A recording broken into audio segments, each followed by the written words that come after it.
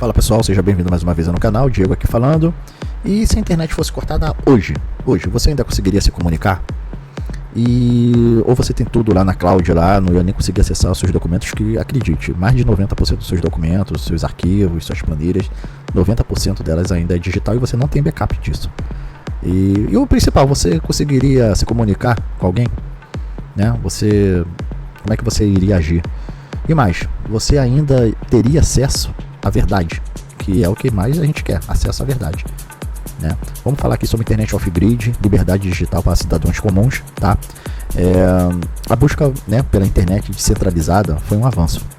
Isso é indiscutível e eu acho que hoje em dia pensa que isso foi mau negócio, porque muita coisa a gente passa a receber nessa via, né, de forma independente, né, com o grande, né, a gente passa a saber de questões de corporações e governos, né, mas para pessoas comuns, como eu, como você, né, que valoriza a liberdade e a privacidade, né.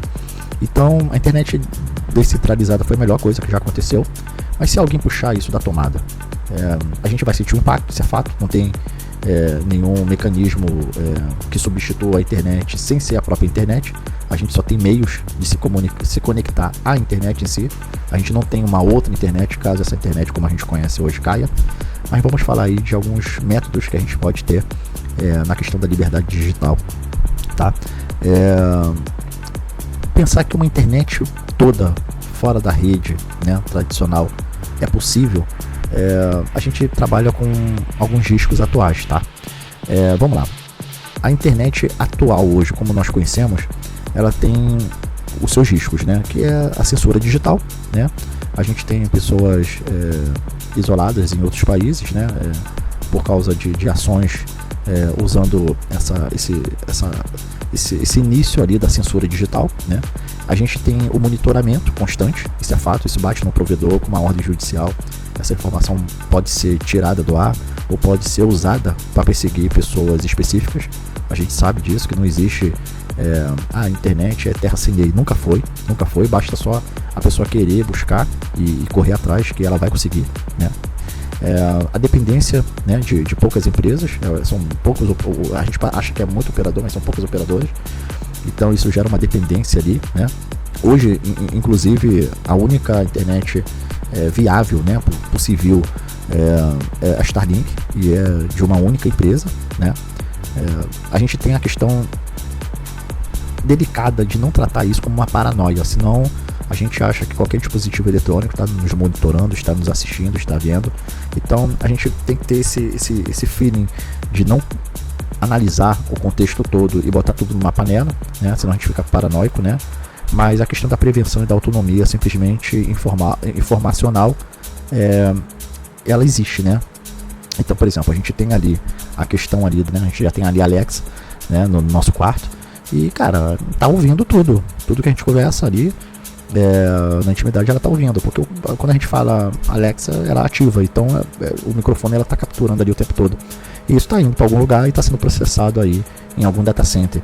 Então a gente sabe do risco da rede tradicional, né, que é a censura, o monitoramento constante, a dependência de poucas empresas, né, nesse segmento, né. Então a gente sabe também que não pode deixar isso virar uma paranoia, mas que o monitoramento ele existe e é fato, e é uma prevenção e autonomia simplesmente informacional. Inclusive hoje, né, onde a informação é ouro em pó, né, é o novo petróleo, né. Então o que é uma internet off-grid? Se essa internet como conhecemos, que existe seus riscos, for puxado da tomada, para onde a gente vai? Então eu vou explicar aqui. É possível você criar sim algumas redes locais, tá? A gente antigamente tinha alguns servidores dedicados a P2P, tá? P2P, que a gente usava para compartilhamento de tudo, né? Foto, vídeo, filmes, ISOs, né? A gente tem a rede Meshnet, né? Que é uma comunicação por rádio, sem depender de nenhuma infraestrutura tradicional como a gente conhece hoje, né? E tem ferramentas como servidores locais, né, que você pode levantar um Raspberry Pi com bibliotecas e sites offline, né, para te dar aquela sensação de que você ainda tem internet, né, apesar de não estar atualizado. Né, você tem o Wi-Fi Mesh, né, com áreas remotas, né, a LoRa, que é um sistema de rádio de longo alcance, né, para trocas de mensagem, né.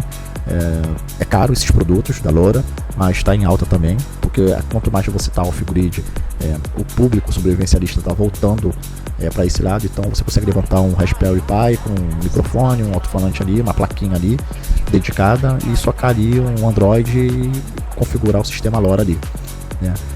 A gente tem as soluções também como Gotena, Briar, Mesh Test, né, de comunicação também. Então assim, existe um mar de opções para se caso alguma coisa acontecer com a internet como a gente conhece hoje, tá? Eu acredito que essa internet como a gente conhece pode ter sido desligada, né? Ou de forma abrupta ou de forma pacífica ela pode ser desligada, mas quando ela for religada não vai ser mais a internet como a gente conhecia, né? Vai ser uma internet totalmente interativa, né? Então assim, tem pequenos passos que a gente pode fazer, né? Como baixar e armazenar conteúdos importantes offline. A gente sabe que tutoriais, PDFs e mapas, a gente sabe que é difícil você achar papel para isso, então tudo isso agora hoje em dia é digitalizado, então você tem que ter um notebook dedicado para ler esses arquivos, ou um computador, um servidor dedicado para ler esses arquivos, né? Aprender a usar um mensageiro P2P ou um rádio, tá? Tem várias marcas de rádios aí, então é interessante também a gente começar a entender como é que é essa comunicação de rádio P2P. A gente tem que participar de fóruns e redes que discutem tecnologias descentralizadas, porque ali é onde nascem as ideias. Algumas morrem, outras não deixam avançar, mas é ali que nasce um contexto ali de ideias ali de tecnologias descentralizadas, né? Você tem que ter um plano B para comunicação ali com a sua família, né, e rede próxima. Então se você tem um rádio, né, um dos rádios mais vendidos daquela Baofeng, você pegar um rádio desse, deixa com teu irmão, deixa com a tua mãe, deixa, né, na tua casa, e se alguma coisa acontecer, pelo menos vocês vão conseguir ter uma comunicação ali numa rede próxima, né, ter uma cobertura ali, né, mínima, mas vocês têm que criar padrão de comunicação, porque são canais abertos de rádio, outras pessoas têm rádio também, dependendo do que vocês forem falar, pode ser interceptado, né.